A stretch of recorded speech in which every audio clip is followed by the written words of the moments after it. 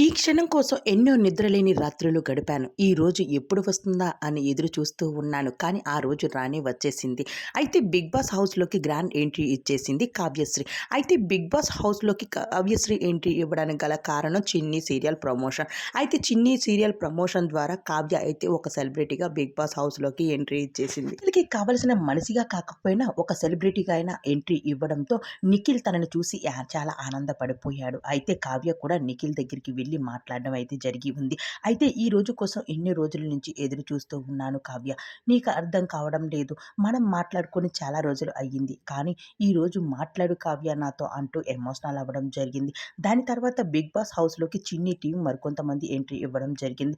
దాని తర్వాత 'బ్రహ్మముడి' సీరియల్ నుండి కొంతమంది ఎంట్రీ ఇవ్వడం జరిగింది.